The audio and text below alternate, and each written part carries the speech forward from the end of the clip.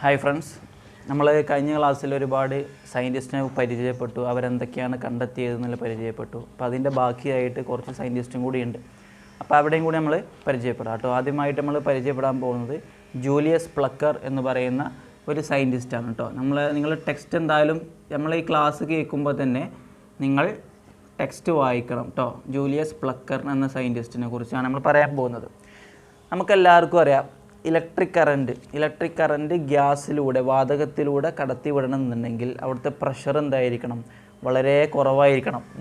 മർദ്ദം വളരെ കുറവായിട്ടെങ്കിൽ മാത്രമേ ഉള്ളൂ ഗ്യാസിലൂടെ ഇലക്ട്രിക് കറൻറ്റ്, വൈദ്യുതി കടന്നു പോവുള്ളൂ. മനസ്സിലായോ? അപ്പം പിന്നെ നമ്മൾ നേരത്തെ പറഞ്ഞു, ഡിസ്ചാർജ് ട്യൂബ് എക്സ്പെരിമെൻറ്റ്സിനെ കുറിച്ചൊക്കെ നേരത്തെ പറഞ്ഞു. ഈ ഡിസ്ചാർജ് ട്യൂബ് എക്സ്പെരിമെൻറ്റിൽ ഗ്യാസ് കടന്നു പോകുമ്പോൾ, ഗ്യാസിലൂടെ വൈദ്യുതി കടന്നു പോകുമ്പോൾ അവിടുത്തെ പ്രഷർ ഓൾറെഡി കുറവായിരിക്കുമല്ലോ. ആ കുറവിൽ നിന്ന് വീണ്ടും കുറച്ച് കഴിഞ്ഞാൽ അവിടെ ട്യൂബിൻ്റെ രണ്ട് സൈഡിലായിട്ട് ചെറിയ തിളക്കം നമുക്ക് കാണാൻ സാധിക്കും. മനസ്സിലായോ? ആ തിളക്കത്തിൻ്റെ അടുത്ത് ഒരു കാന്തം, നമ്മളെ വീട്ടിലൊക്കെ ഉള്ളൊരു കാന്തല്ലേ, ആ കാന്തം കൊണ്ടുവന്ന് വെച്ചാൽ എന്താണ് സംഭവിക്കുക? ആ തിളക്കത്തിൻ്റെ പൊസിഷൻ, ആ സ്ഥാനം ഒന്ന് മാറുന്നതായിട്ട് നമുക്ക് കാണാൻ സാധിക്കും. അപ്പോൾ അതിൽ നിന്ന് ഇദ്ദേഹം കണ്ടെത്തിയ കാര്യം എന്താണ്? Presence of electric charge in the rays emerge through the discharge tube. അതായത് കേട്ടോളിട്ടാ, ഇതാണ് നമ്മൾ ഡിസ്ചാർജ് ട്യൂബ്. ഈ ഡിസ്ചാർജ് ട്യൂബ് കൂടെ നമ്മൾ ഗ്യാസ് ഇങ്ങനെ കടത്തി വിടുകയാണ്.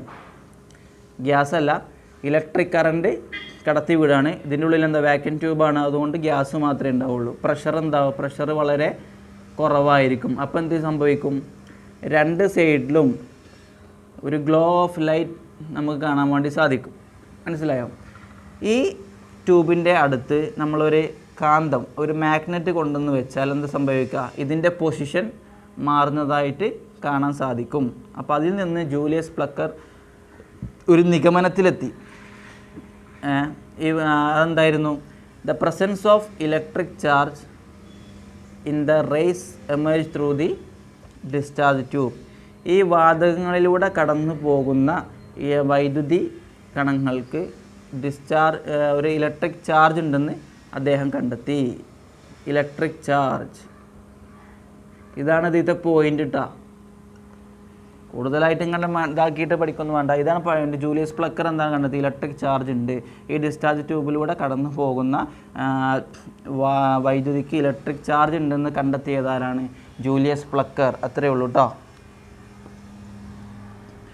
അപ്പം പിന്നെ we all know that electric current passes through gases at a very low temperature. If the pressure inside the discharge tube decreases beyond the lower limit of the pressure, we can see a glow of light at the sides of the tube. If we place a magnet near this tube, what we have observed? We can observe that the position of the glow is slightly changed. This clearly indicates that the presence of electric charge in the rays emerge through the discharge tube. മനസ്സിലായോ? അത്രേ ഉള്ളൂ കേട്ടോ. അതാണ് Julius plucker കണ്ടെത്തിയ സാധനം കേട്ടോ. അടുത്ത scientist ആരാണെന്ന്? വില്യം ക്രൂഗ്സ്. ക്ലാസ് കേൾക്കുന്നതിൻ്റെ കൂടെ തന്നെ നിങ്ങൾ ടെക്സ്റ്റ് വായിക്കണം കേട്ടോ. നിങ്ങൾക്ക് കാണാൻ പറ്റുന്നുണ്ടോ? വില്യം ക്രൂഗ്സ്.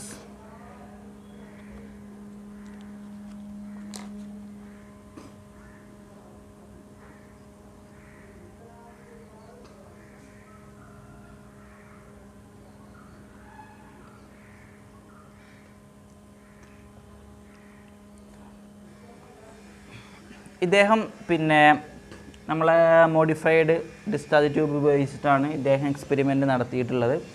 ഇദ്ദേഹം കണ്ടെത്തിയിട്ടുള്ള ഒരു പ്രധാന നിഗമനം എന്താണെന്ന് വെച്ചാൽ, ആറ്റംസ്, നമ്മളെല്ലാവരും പറഞ്ഞ ആറ്റംസ് കനോട്ട് ബി ഡിവൈഡ്, ആറ്റത്തിന് ഡിവൈഡ് ചെയ്യാൻ കഴിയൂല, ആറ്റം പിന്നെ വളരെ ചെറിയ കണങ്ങളാണെന്നൊക്കെ നമ്മൾ പഠിച്ചു. അപ്പം വില്യം ക്രൂഗ്സ് ആണ് എന്ത് കണ്ടെത്തിയത്? Atoms can be divided and atoms are made up of small minute subatomic particles.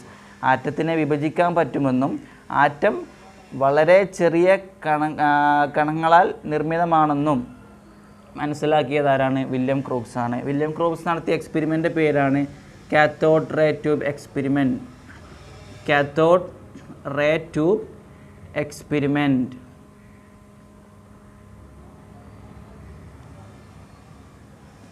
മനസ്സിലായോ?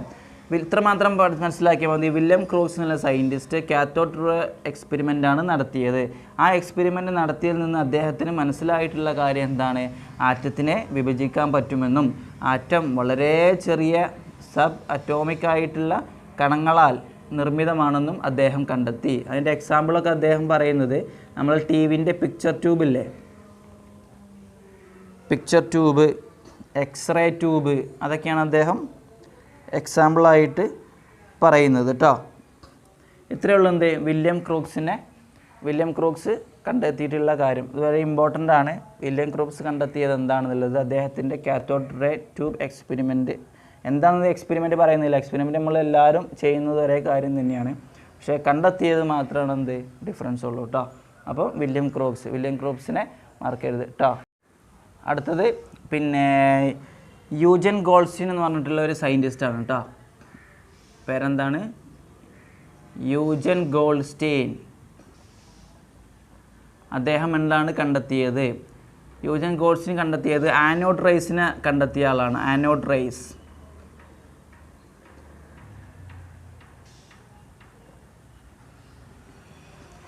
അതായത് Eugen Goldstein is a scientist who recognise the presence of positive charge in the gases. മനസ്സിലായോ? അതായത് നമ്മളെ പിന്നെ discharge tube experiments ഉപയോഗിച്ചിട്ട് പിന്നെ വാതകത്തിൽ positive ചാർജിൻ്റെ സാന്നിധ്യം കണ്ടെത്തിയിട്ടുള്ള സയൻറ്റിസ്റ്റാണെന്നൊരു Eugen Goldstein. He conducted experiments by using discharge tube experiments and found that the presence of positive charge in the gases. അതിന് അദ്ദേഹം ആ റേസിന് പേരിട്ടു എന്ത്? ആനോഡ് റേസ് എന്ന് നമ്മൾ പേരിട്ടത്. അപ്പോൾ നമ്മൾ മനസ്സിലാക്കേണ്ട ഒരു മെയിനായിട്ടുള്ള പോയിൻ്റ്, ആനോഡ് എന്ന് പറഞ്ഞാൽ പോസിറ്റീവ് എന്നും കാത്തോഡ് എന്ന് പറഞ്ഞാൽ നെഗറ്റീവ് എന്നും നമ്മൾ മനസ്സിലാക്കണം. അതാണ് ഇവിടെ ഉള്ളൊരു പോയിൻ്റ് കേട്ടോ. ആനോഡ് എന്ന് പറഞ്ഞാൽ പോസിറ്റീവ് എന്നും കാത്തോഡ് നെഗറ്റീവ് എന്നും മനസ്സിലാക്കുക കേട്ടോ. അത്ര യൂജൻ ഗോൾസ്റ്റീനും പറഞ്ഞിട്ടുള്ളൂ. അടുത്തത് നമ്മൾ പഠിക്കുക വില്യം റോങ്ടൺ നമ്മൾ പഠിക്കുന്ന ഒരു സംഭവമാണ്. എല്ലാവരും കേട്ടിട്ടുണ്ടാവും വില്യം റോങ്ടനെ കുറിച്ച്. നിങ്ങൾക്ക് കാണാൻ പറ്റുന്നുണ്ടോ? അല്ലെങ്കിൽ ടെക്സ്റ്റിൽ എന്തായാലും നിങ്ങൾ വാങ്ങിക്കണം കേട്ടോ. ഇതിൽ എന്തോ പ്രശ്നമുണ്ട്. അപ്പം വില്യം റോങ്ടൺ നമ്മളെല്ലാവരും ഫെമിലിയർ ആയിട്ടുള്ള ഒരു വാക്കാണ് എന്ത്? എക്സ്റേ കണ്ടെത്തിയിട്ടുള്ള സയൻറ്റിസ്റ്റാണ് എന്ത്? William Roentgen. He conducted discharge tube experiments and discharge tube experiments ഉപയോഗിച്ചിട്ട് തന്നെയാണ് വില്യം റോങ്ടൺ ഇത് കണ്ടെത്തിയിട്ടുള്ളത്. ഹി പ്ലേസ്ഡ്, എങ്ങനെയാണ് അദ്ദേഹം കണ്ടെത്തിയതെന്നുള്ളത്, കാത്തോഡ് റേസ് പോകുന്ന വഴിയിൽ അദ്ദേഹം എന്ത് ചെയ്തു? ഒരു അലുമിനിയം പ്ലേറ്റ് കൊണ്ടുവന്ന് വെച്ചു. ഈ അലുമിനിയം പ്ലേറ്റ് കൊണ്ടുവന്ന് വെച്ചപ്പോൾ ഈ അലുമിനിയം പ്ലേറ്റിൽ തട്ടിയിട്ട് റേസ് എമർജ് ചെയ്യാൻ തുടങ്ങി, റിഫ്ലക്റ്റ് ചെയ്യാൻ തുടങ്ങി. അങ്ങനെ റിഫ്ലക്റ്റ് ചെയ്ത് കിട്ടിയ ഒരു റേ ആണ് എന്ത്? എക്സ്റേ എന്ന് പറയുന്നത്. അതിൻ്റെ പേരിട്ടിട്ടില്ല, അതുകൊണ്ടാണ് എക്സ് എന്ന് പറയുന്നത് കേട്ടോ. നമ്മൾ ഒരുപാട് ഹോസ്പിറ്റൽ പർപ്പസിനും കാര്യങ്ങളൊക്കെ നമ്മൾ എക്സ്റേ എടുക്കാനൊക്കെ പോകില്ലേ, എല്ലാം കാര്യങ്ങളൊക്കെ കുറഞ്ഞാൽ അതിന് സഹായിക്കുന്ന റേസാണ് എക്സ്റേ കണ്ടെത്തിയതാരാണ്? വില്യം റോങ്ടൺ എന്ന സയൻറ്റിസ്റ്റാണ് എന്ത്? എക്സ്റേ കണ്ടെത്തിയിട്ടുള്ളത് കേട്ടോ. അപ്പോൾ ഈ രണ്ട് സയൻറ്റിസ്റ്റിനെ കുറിച്ച് വളരെ കുറച്ചേ ഉള്ളൂ കേട്ടോ.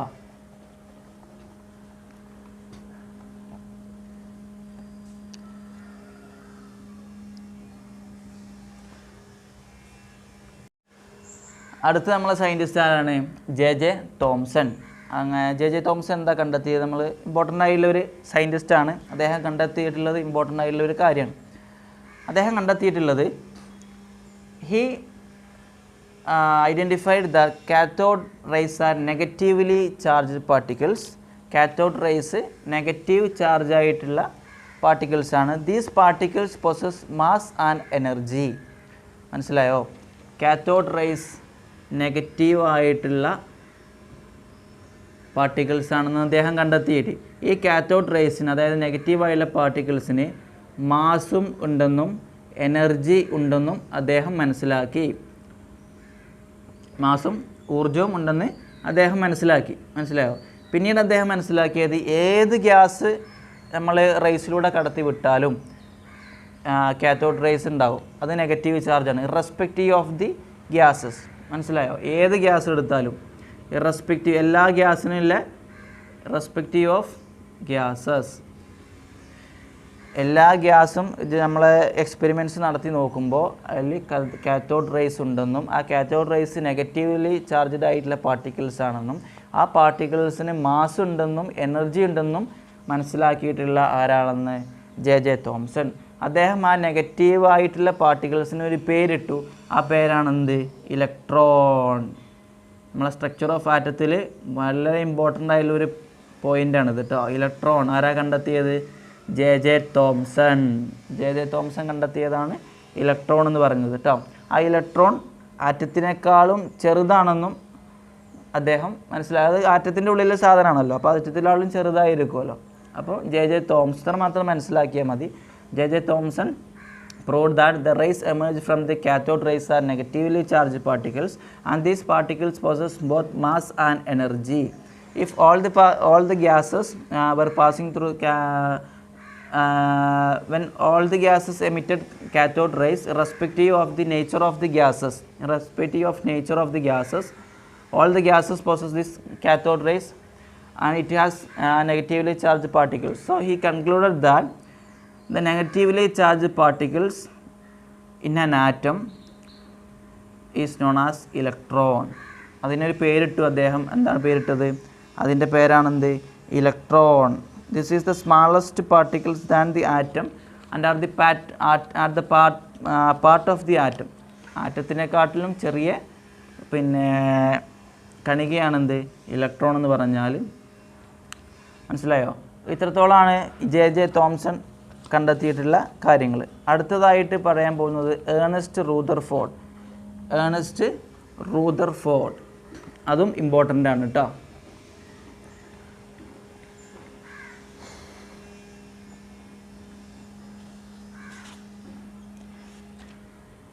റൂദർഫോർഡ് കേട്ടോ. Ernest Rutherford. നിങ്ങൾക്ക് കാണാൻ പറ്റുന്നുണ്ടോ? എഴുതിയത് കാണാൻ പറ്റുന്നുണ്ടോ? എന്താണ് ടെക്സ്റ്റ് എടുത്തത് നിങ്ങൾ വായിക്കണം കേട്ടോ. Ernest Rutherford conducted experiments by using positively charged alpha particles. Positively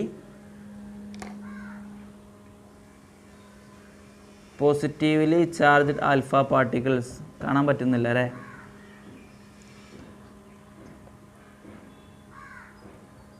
positively charge alpha particles എന്ത് ചെയ്തു? അദ്ദേഹം ഒരു തിൻ ഗോൾഡ് ഫോയിലൂടെ കടത്തിവിട്ടു. എന്നിട്ട് കടത്തി വിട്ടിട്ടുള്ള തിൻ ഗോൾഡ് ഫോയിലാട്ടോ. തിൻ ഗോൾഡ് ഫോയിലൂടെ അദ്ദേഹം കടത്തി വിട്ടു. എന്നിട്ട് കടത്തി വിട്ടിട്ട് നമുക്ക് അതിലൂടെ കടത്തി വിടുമ്പോൾ റേസ് കിട്ടൂലേ, അതൊരു സർക്കുലാർ ഫോട്ടോഗ്രാഫിക് ഫിലിമിലൂടെ പതിപ്പിച്ചു. മനസ്സിലായോ?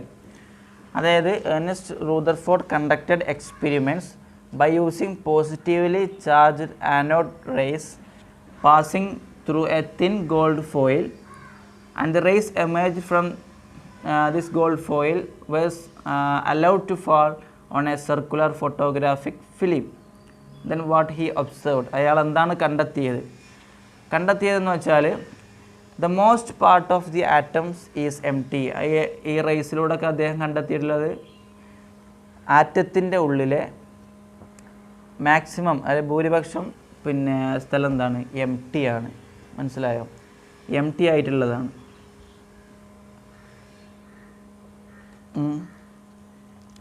Major portion of the atom is empty and there is a small part inside the atom where all the positive charge were concentrated. മനസ്സിലായോ? ഒരാറ്റത്തിൻ്റെ കൂടുതലും ആറ്റത്തിൻ്റെ അടുത്ത് നോക്കുകയാണെങ്കിൽ അതിൽ കൂടുതലും എം ടി സ്പേസ് ആണെന്നും അതിൻ്റെ സെൻട്രൽ പോർഷനിൽ ഒരു പോസിറ്റീവ്ലി ചാർജ്ഡ്, അതായത് small part inside the atom where all the positive charge is located or concentrated. അതിനെ പറയുന്ന പേരാണെന്ത്? ന്യൂക്ലിയസ്. അതായത് ന്യൂക്ലിയസ് എന്ന് കണ്ടെത്തിയത് ആരാണ്? ന്യൂക്ലിയസിനെ കണ്ടെത്തിയത് ഏർണസ്റ്റ് റൂദർഫോർഡ്. ഇതാണ് നിങ്ങൾക്ക് എക്സാമിന് ചോദിക്കുക കേട്ടോ. മനസ്സിലായി? അപ്പം പോസിറ്റീവായിട്ടുള്ള പിന്നെ അനോഡ് റേസിനെ ഗോൾഡ് ഫോയിലോട്ട് പാസ് ചെയ്യുമ്പോൾ എന്നിട്ട് അത് പിന്നെ ഒരു സർക്കുലർ ഫോട്ടോഗ്രാഫി ഫിലിമിൽ എടുത്ത് നോക്കുമ്പോൾ എന്താ കാണുന്നത്? ഭൂരിപക്ഷം ഒരു ആറ്റത്തിൻ്റെ ഉള്ളിലെ ഭൂരിപക്ഷം സ്ഥലങ്ങളും എന്താണ്? എം ടി ആണ്, വെറുതെ കിടക്കുകയാണ്. പക്ഷേ ഒരു സെൻറ്ററായിട്ടുള്ള ഒരു സെൻട്രൽ പോർഷൻ ഉണ്ട്, അവിടെ ഒരുപാട് പോസിറ്റീവായിട്ടുള്ള പാർട്ടിക്കിൾസ് കോൺസെൻട്രേറ്റ് ചെയ്തിട്ടുള്ള ഒരു സെൻട്രൽ പോർഷൻ ഉണ്ട്. ആ പോർഷന് പറയുന്ന പേരാണെന്ത്? ന്യൂക്ലിയസ് എന്ന് പറയുന്നത്. അങ്ങനെ പോസിറ്റീവായിട്ടുള്ള ചാർജിന് പറയുന്ന പേരാണെന്ത്? പ്രോട്ടോൺ. പ്രോട്ടോൺ അപ്പോൾ എവിടെ ഇരിക്കുക? ന്യൂക്ലിയസിൻ്റെ ഉള്ളിലാണ് പ്രോട്ടോൺ ഉള്ളത്. ആ പ്രോട്ടോണിൻ്റെ മാസ് എന്താണ്? Proton, the mass of proton is equal to the mass of the hydrogen atom. ഈ പ്രോട്ടോണിൻ്റെ ചാർജ് എന്താണ്? Charge is equal and opposite to that of charge of electron. Equal and opposite to charge of electron. അപ്പോൾ electron എന്താണ്? Negatively charge അല്ലേ? Electron negative ചാർജാണ്. Proton positive charge. മനസ്സിലായോ? അപ്പോൾ ഇതേ ഇതിലൊരു പോയിൻ്റ് ആയിട്ടുള്ളൂ. റദർഫോർഡാണ് ന്യൂക്ലിയസിനെ കണ്ടെത്തിയത്. പിന്നെ ആ ന്യൂക്ലിയസിൻ്റെ ഉള്ളിൽ എന്താണ്? ഒരുപാട് പോസിറ്റീവായിട്ടുള്ള മൈന്യൂട്ട് പാർട്ടിക്കിൾസ് ഉണ്ട്. ആ പോസിറ്റീവ് പാർട്ടിക്കിൾസിന് അല്ലെങ്കിൽ പോസിറ്റീവ് ചാർജിനെ പറയുന്ന പേരാണെന്ത്? പ്രോട്ടോൺ എന്നും. ആ പ്രോട്ടോണിൻ്റെ ചാർജ് എന്താണ്? ഇലക്ട്രോണിന് ഈക്വലോണും ഓപ്പോസിറ്റും ആണ്. മനസ്സിലായോ? അപ്പോൾ ഇലക്ട്രോൺ പോസിറ്റീവ് നെഗറ്റീവ് ആണെങ്കിൽ പ്രോട്ടോൺ പോസിറ്റീവ് ആവും. അവരുടെ മാസ് എന്താണ്? പ്രോട്ടോണിൻ്റെ മാസ് എന്ന് പറഞ്ഞാൽ equal and opposite that mass of hydrogen atom. മനസ്സിലായോ? ഇത്രയും കാര്യങ്ങളാണ് ആര് പറഞ്ഞത്? ഏർണസ്റ്റ് റൂദർഫോർഡ് പറഞ്ഞിട്ടുള്ളത് കേട്ടോ.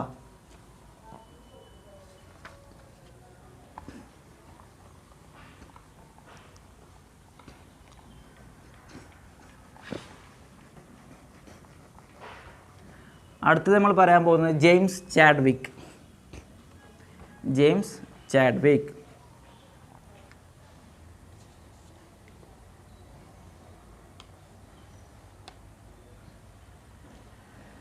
അദ്ദേഹം കണ്ടെത്തിയത് എന്താണ്?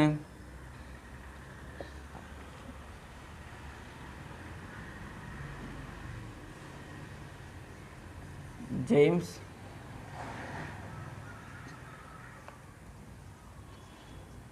ചാഡ്വിക്. ഇദ്ദേഹം റൂദർഫോർഡിൻ്റെ ഒരു ശിഷ്യനായിരുന്നു. ഇദ്ദേഹം കണ്ടെത്തിയത് there is a neutral particles present inside the nucleus. ന്യൂക്ലിയസിൻ്റെ ഉള്ളിൽ ന്യൂട്രലായിട്ടുള്ള, അതായത് ചാർജ് ഇല്ലാത്തതായിട്ടുള്ള പാർട്ടിക്കിൾസ് ഉണ്ടെന്നും ആ പാർട്ടിക്കിൾസിന് അദ്ദേഹം കണ്ടെത്തിയിട്ടൊരു പേരിട്ടു. എന്താ പേരിട്ടത്? ന്യൂട്രോൺ.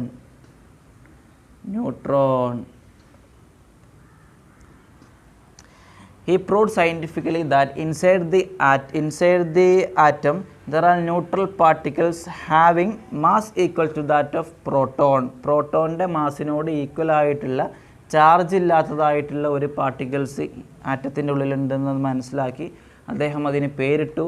ആ പേരാണെന്ത്? ന്യൂട്രോൺ. ന്യൂട്രോൺ എന്താണ്? Mass is equal to that of proton. പ്രോട്ടോണിൻ്റെ മാസിനോട് ഈക്വലാണ്. ചാർജ് എന്താണ്? ചാർജ്ലെസ്, ചാർജില്ല കേട്ടോ. ന്യൂട്രോണ് ചാർജില്ല. The total mass of the atom is concentrated in the nucleus. അപ്പോൾ ഒരു ആറ്റം നമ്മൾ എടുത്ത് നോക്കുകയാണെങ്കിൽ ആ ആറ്റത്തിൻ്റെ മാസ്, ഏറ്റവും കൂടുതൽ മാസ് നമ്മൾ പറഞ്ഞ ആറ്റത്തിൽ കൂടുതൽ സ്പേസ് എം ടി ആണ് നമ്മൾ പറഞ്ഞു. അപ്പോൾ ആറ്റത്തിൻ്റെ മാസ് എടുത്ത് നോക്കുകയാണെങ്കിൽ എവിടെയായിരിക്കും കൂടുതലായിട്ട് കാണുക? ന്യൂക്ലിയസിൻ്റെ ഉള്ളിലാണ് മാസ് കാണുക. കാരണം ന്യൂക്ലിയസിൻ്റെ ഉള്ളിൽ ആരൊക്കെ ഉണ്ട്? ന്യൂക്ലിയസിൻ്റെ ഉള്ളിൽ പ്രോട്ടോണും ഉണ്ട്, ന്യൂട്രോണും ഉണ്ട്. ഇതിന് രണ്ടിനും മാസ് ഉണ്ട്. മനസ്സിലായോ? പ്രോട്ടോണിന് മാസ് എന്താണ്? Equal to that of hydrogen atom. Neutron എന്താണ്? Equal to that of proton. രണ്ടും സെയിം ആണ്. മനസ്സിലായോ? അപ്പോൾ ന്യൂക്ലിയസിൻ്റെ ഉള്ളിലാണ് മാസ് കോൺസെൻട്രേറ്റ് ചെയ്തിരിക്കുന്നത്. മനസ്സിലായോ? അപ്പോൾ ഇത്രയും കാര്യങ്ങൾ മനസ്സിലാക്കുക. അപ്പോൾ ഇത്രയും കാര്യങ്ങൾ നമ്മൾ പഠിച്ചതിൽ നമുക്ക് മനസ്സിലായിട്ടുള്ള കാര്യം എന്താണ്? ഒരു ആറ്റം എന്ന് പറഞ്ഞത് atoms of all elements are made up of particles, namely atoms of all the elements are made up of particles, namely electron.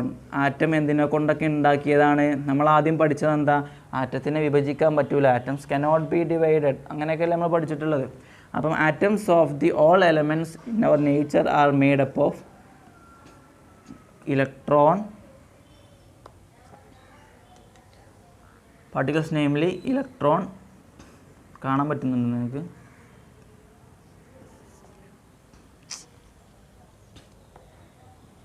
Electron ഉണ്ട്, proton and neutron. Electron, proton, neutron. ഇത് മനസ്സിലാക്കാൻ വേണ്ടിയിട്ടാണ് ഇത്രയും കാര്യങ്ങൾ പറഞ്ഞത് കേട്ടോ. ഇത് നിങ്ങൾ ടെക്സ്റ്റിൽ എന്തായാലും പോയിട്ട് വായിച്ച് നോക്കുക. എന്തെങ്കിലും സംശയം ഉണ്ടെന്നുണ്ടെങ്കിൽ നിങ്ങൾ അറിയിക്കുക. ഒന്നുകൂടി വേണമെന്നുണ്ടെങ്കിൽ നമുക്ക് അടുത്ത് പറഞ്ഞാൽ വലിയ ഇമ്പോർട്ടൻ്റ് ഒന്നുമില്ല. ഇതിൽ മെയിനായിട്ട് നമ്മൾ പഠിക്കേണ്ട സയൻറ്റിസ്റ്റിൻ്റെ വേർഡ് ജെയിംസ് ചാഡ്വിക് എന്താണ് കണ്ടെത്തിയിട്ടുള്ളത്? അദ്ദേഹം കണ്ടെത്തിയത് എന്താണ്? ന്യൂട്രോൺ ആണ് കണ്ടെത്തിയിട്ടുള്ളത്. റൂദർഫോർഡ് എന്താണ് കണ്ടെത്തിയിട്ടുള്ളത്? അദ്ദേഹം കണ്ടെത്തിയത് ന്യൂക്ലിയസാണ് അദ്ദേഹം കണ്ടെത്തിയത്. ജെ തോംസൺ എന്താണ് കണ്ടെത്തിയിട്ടുള്ളത്? അദ്ദേഹം ഇലക്ട്രോൺ ആണ് കണ്ടെത്തിയിട്ടുള്ളത്. എക്സ്റേ ആരാണ് കണ്ടെത്തിയിട്ടുള്ളത്? റോങ്ടൺ, വില്യം റോങ്ടൺ ആണ് എക്സ്റേ കണ്ടെത്തിയത്. അങ്ങനെ ആനോഡ് റേസിന് പിന്നെ പോസിറ്റീവ് ചാർജാണെന്ന് ആരാ കണ്ടെത്തിയത്? കാത്തോഡ് റേസിന് നെഗറ്റീവായിട്ടുള്ള ചാർജാണ് ആരാ കണ്ടെത്തിയതെന്നൊക്കെ മനസ്സിലാക്കാൻ വേണ്ടിയിട്ടാണ് ഇത്രയും കാര്യങ്ങൾ പറഞ്ഞത്. ഈ ചാപ്റ്ററിൻ്റെ ഇമ്പോർട്ടൻ്റ് ആയിട്ടുള്ള പോയിൻ്റ് കാര്യങ്ങൾ ഇനിയാണ് അങ്ങോട്ട് കടക്കുന്നത്. ഇത്രയും കാര്യങ്ങൾ നിങ്ങൾക്ക് മനസ്സിലായിട്ടുണ്ട് എന്നുണ്ടെങ്കിൽ ഇലക്ട്രോൺ എന്താണ്, പ്രോട്ടോൺ എന്താണ്, ന്യൂട്രോൺ എന്താണ്, ന്യൂക്ലിയസ് എന്താണ്, ആറ്റത്തിൻ്റെ സൈസ് എങ്ങനെയാണെന്നൊക്കെ ഒരു ഐഡിയ കിട്ടിയിട്ടുണ്ടെങ്കിൽ ഇനി അങ്ങോട്ട് വളരെ എളുപ്പമായിട്ട് നമുക്ക് പഠിച്ചെടുക്കാവുന്നതേ ഉള്ളൂ കേട്ടോ. അപ്പോൾ നമ്മൾ ഒന്ന് വകതിരിച്ചെടുത്ത് നോക്കുകയാണെന്നുണ്ടെങ്കിൽ ഇലക്ട്രോൺ,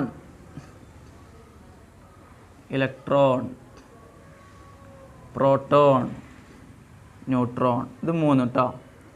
ടെക്സ്റ്റ് ബുക്ക് എടുത്ത് നോക്കണം. ഇലക്ട്രോണിൻ്റെ ചാർജ് എന്താണ് നമ്മൾ പഠിച്ചു? Negative charge. പ്രോട്ടോണിൻ്റെ ചാർജ് എന്താ നമ്മൾ പഠിച്ചു? Positive charge. ന്യൂട്രോണിൻ്റെ ചാർജ് എന്താ നമ്മൾ പഠിച്ചു? ചാർജ് ഇല്ലയെന്ന് പഠിച്ചു, ചാർജ് ലെസ്. മനസ്സിലായോ? ഇലക്ട്രോണിൻ്റെ സൈസ് എന്താ നമ്മൾ പഠിച്ചു? ഇലക്ട്രോണിൻ്റെ സൈസ് വളരെ ചെറുതാണ്. 1/1837 മാസ് ഓഫ് പ്രോട്ടോൺ. പ്രോട്ടോണിൻ്റെ 1837 മനസ്സിലായിട്ടില്ലേ? അത്ര മനസ്സിലാക്കിയാൽ മതി. പ്രോട്ടോണിൻ്റെ മാസ് എന്താണ്? Equal to that of mass of hydrogen atom. മനസ്സിലായോ? ന്യൂട്രോൺ എന്താണ്? അതിൻ്റെ mass equal to that of mass of hydrogen atom. രണ്ടും സെയിം മാസാണ്. ഇലക്ട്രോൺ എവിടെയാണ് കിടക്കുന്നത്? Outside the atom. ആറ്റത്തിൻ്റെ ഔട്ട്സൈഡ് ദ ആറ്റം അല്ല, ഔട്ട്സൈഡ് ദ ന്യൂക്ലിയസ്. ഇലക്ട്രോൺ കാണപ്പെടുന്നത് ഔട്ട്സൈഡ് ദ ന്യൂക്ലിയസിലാണ്. ഇവിടേക്കാണ് ഇലക്ട്രോൺ ഉണ്ടാവുക. പ്രോട്ടോൺ എവിടെ ഉണ്ടാവുക? ന്യൂക്ലിയസിൻ്റെ ഉള്ളിലാണ്, പോസിറ്റീവ് ചാർജ്. ന്യൂട്രോൺ എവിടെ ഉണ്ടാവുക? ന്യൂക്ലിയസിൻ്റെ ഉള്ളിലാണ്, ചാർജ് ഇല്ലാത്ത പാർട്ടിക്കിൾസാണ് എന്ത്? ന്യൂട്രോൺ. അപ്പം ഇത്രയും കാര്യങ്ങൾ നമ്മൾ മനസ്സിലാക്കുക. മനസ്സിലായോ? നമ്മൾ ആദ്യമേ പറഞ്ഞു കെമിസ്ട്രി മനസ്സിലാക്കി പഠിച്ചാൽ ഇത്രയും എളുപ്പം, ഇത്രയും സിമ്പിളായിട്ടുള്ള സബ്ജക്റ്റ് വേറെ അല്ല. ഭയങ്കര എളുപ്പമാണ് കെമിസ്ട്രി എന്ന് പറഞ്ഞാൽ. അപ്പോൾ നമ്മൾ ഇത്രയും കാര്യങ്ങൾ പറഞ്ഞത് വെച്ച് നോക്കുമ്പോൾ നിങ്ങൾ മനസ്സിലാക്കേണ്ട കാര്യം ഇത്രയേ ഉള്ളൂ, വേറെ ഒന്നുമില്ല. ഈ ടെക്സ്റ്റ് വായിച്ചിട്ട് ഇങ്ങനെ ഭയങ്കര കൺഫ്യൂഷൻ അങ്ങനെയൊന്നും പഠിക്കണ്ട. നിങ്ങൾ കാര്യങ്ങൾ മനസ്സിലാക്കുക. നിങ്ങൾ കാര്യങ്ങൾ മനസ്സിലാക്കുകയാണെങ്കിൽ ഇത്രയേ ഉള്ളൂ കേട്ടോ. ഇത് ഒരാറ്റത്തിൻ്റെ ന്യൂക്ലിയസ് ആണ്. ഇത് ഒരാറ്റം ആണെന്ന് വിചാരിക്കുക. ഇനി നമ്മൾ ഇങ്ങനെയാണ് പഠിക്കാൻ പോകുന്നത് കേട്ടോ. നിങ്ങൾക്ക് കാണാൻ പറ്റുന്നുണ്ടോ? അവിടെ ഒരു വട്ടം ഉണ്ട്, വലിയ വട്ടം. ഇതാണ് ന്യൂക്ലിയസ്. ഇതിൻ്റെ ഉള്ളിൽ ആരൊക്കെ ഉണ്ടാവും? പ്രോട്ടോൺ ഉണ്ടാവും, ന്യൂട്രോൺ ഉണ്ടാവും. കുറേ ന്യൂട്രോൺ ഉണ്ടാവും, കുറേ പ്രോട്ടോൺ ഉണ്ടാവും. പ്രോട്ടോൺ പോസിറ്റീവ് ചാർജ് ആട്ടോ, പോസിറ്റീവ്. ഇവിടൊക്കെ ഉണ്ടാവണ ആരാണെന്ത്? ഇലക്ട്രോൺ. നെഗറ്റീവായിട്ടുള്ള ചാർജാണെന്ത്? ഇലക്ട്രോൺ. നെഗറ്റീവ്. ഇത്ര നിങ്ങൾക്ക് മനസ്സിലായിട്ടുണ്ടെങ്കിൽ പിന്നെ ഒരു കുഴപ്പമില്ല. അതായത് ആറ്റം ഇത് ആറ്റമാണെന്നും ഇതിലെ സ്പേസ്, ആറ്റത്തിൻ്റെ ഉള്ളിൽ ഒരുപാട് സ്പേസ് എംപ്റ്റി ആണെന്നും അതിൻ്റെ നടുവിൽ ഒരു പോസിറ്റീവ്ലി പാർട്ടിക്കിൾസ് കോൺസെൻട്രേറ്റ് ചെയ്ത ഒരു സ്ഥലമുണ്ടെന്നും ആ സ്ഥലത്തിൻ്റെ പേര് ന്യൂക്ലിയസ് ആണെന്നും ആ ന്യൂക്ലിയസിൻ്റെ ഉള്ളിലാണ് പ്രോട്ടോണും ന്യൂട്രോണും ഉള്ളത് എന്നും പ്രോട്ടോണും ന്യൂട്രോണും മാസ് ഉണ്ടെന്നും പ്രോട്ടോൺ പോസിറ്റീവ് ചാർജ് ആണെന്നും ന്യൂട്രോൺ ചാർജ് ഇല്ല എന്നും നിങ്ങൾ മനസ്സിലാക്കിയിട്ടുണ്ടെങ്കിൽ ഇലക്ട്രോൺ എന്ന് പറയുന്നത് ഈ ന്യൂക്ലിയസിൻ്റെ ഔട്ട്സൈഡിൽ കാണപ്പെടുന്ന പാർട്ടിക്കിൾസ് ആണെന്നും ആ ഇലക്ട്രോൺ നെഗറ്റീവ് ചാർജ് ആണെന്നും നിങ്ങൾ മനസ്സിലാക്കിയിട്ടുണ്ടെങ്കിൽ ഓക്കെ, അത് മാത്രം മനസ്സിലാക്കിയാൽ മതി. പിന്നെ ഇലക്ട്രോൺ കണ്ടെത്തിയത് ആരാണ്, ന്യൂട്രോൺ കണ്ടെത്തിയത് ആരാണ്, പ്രോട്ടോൺ കണ്ടെത്തിയത് ആരാണ്, ആരാണ് ആനോഡിന് പോസിറ്റീവ് എന്നും കാത്തോഡിന് നെഗറ്റീവ് എന്നും കണ്ടെത്തിയത്, എക്സ്റേസ് ആരാ കണ്ടെത്തിയത്, മനസ്സിലായോ? ഡാൾട്ടൺസ് അറ്റോമിക് തിയറി എന്താണ്? ഇപ്പോൾ നമുക്ക് ഇപ്പോൾ മനസ്സിലാക്കി ഡാൾട്ടൺ അറ്റോമിക് തിയറി നമ്മൾ പഠിച്ചു. എന്തായിരുന്നു, ആറ്റംസിനെ ഡിവൈഡ് ചെയ്യാൻ കഴിയൂല അങ്ങനെയൊക്കെ നമ്മൾ പഠിച്ചു. പക്ഷേ ഇനി നമ്മൾ പഠിക്കാൻ പോകുന്നത് ആറ്റത്തിനെ ഡിവൈഡ് ചെയ്തു, ആറ്റം ഉണ്ടാക്കിയിട്ടുള്ളത് ഇലക്ട്രോണും പ്രോട്ടോണും ന്യൂട്രോണും ഉണ്ടാക്കി നമ്മൾ പഠിച്ചു കഴിഞ്ഞു, മനസ്സിലായോ? അപ്പോൾ ഡാൾട്ടൺസ് അറ്റോമിക് തിയറി പിന്നെ ഇവിടെ നിലനിൽപ്പില്ല, മനസ്സിലായോ? ഇനി അറ്റോമിക് തിയറിന് നിലനിൽപ്പില്ല. അറ്റോമിക് തിയറി നിങ്ങൾ പഠിക്കണം കേട്ടോ. എക്സാമിന് നിങ്ങൾ ചോദിക്കുമ്പോൾ ഡാൾട്ടൺസ് അറ്റോമിക് തിയറി ചോദിക്കുമ്പോൾ നിങ്ങൾ വൃത്തിയായിട്ട് എഴുതണം, മനസ്സിലായോ? അതുകൊണ്ട് അതിന് പഠിക്കണം. ഇനി അങ്ങോട്ട് അറ്റോമിക് തിയറിയിൽ നമ്മൾ എന്താണോ പറഞ്ഞത് അതിൻ്റെ നേരെ ഓപ്പോസിറ്റ് ആയിട്ടുള്ള കാര്യങ്ങളാണ് പറയാൻ പോകുന്നത്. ഇത്രയും കാര്യങ്ങൾ പറഞ്ഞതും അതിൻ്റെ ഓപ്പോസിറ്റാണ്. അപ്പോൾ നിങ്ങൾ ഇത് വ്യക്തമായിട്ട് മനസ്സിലാക്കുക. ഇനി അങ്ങോട്ട് 2 ക്ലാസ്സും കൂടിയുണ്ട്. അതിൽ പെട്ടെന്ന് നമുക്ക് ഈ ചാപ്റ്റർ നമുക്ക് തീർക്കാൻ കഴിയും, പെട്ടെന്ന് നിങ്ങൾക്ക് മനസ്സിലാക്കാനും പറ്റും. എന്നിട്ട് ഇത് കണ്ടിട്ട് എന്തെങ്കിലും സംശയം ഉണ്ടെന്നുണ്ടെങ്കിൽ നിങ്ങൾ അറിയിക്കണം കേട്ടോ. അത്രയ്ക്കും സിമ്പിളായിട്ടുള്ള ചാപ്റ്ററാണ്. ഈ കൺസെപ്റ്റ്, ഈ സാധനം മാത്രം മനസ്സിലാക്കിയാൽ മതി കേട്ടോ. അതായത് പല എക്സ്പെരിമെൻറ്റ്സും കാര്യങ്ങളൊന്നും കൂടുതലായിട്ട് മനസ്സിലാക്കിയിട്ടില്ലെങ്കിൽ പോലും ഇത് മാത്രം നിങ്ങൾ മനസ്സിലാക്കിയിട്ടുണ്ടെങ്കിൽ നിങ്ങൾക്ക് ഇനി അങ്ങോട്ട് വളരെ എളുപ്പമായിട്ട് നമുക്ക് പഠിക്കാം കേട്ടോ. അപ്പോൾ ഇനി അടുത്ത ക്ലാസ്സിൽ നമുക്ക് കാണാം കേട്ടോ. ശരി, ഓക്കെ.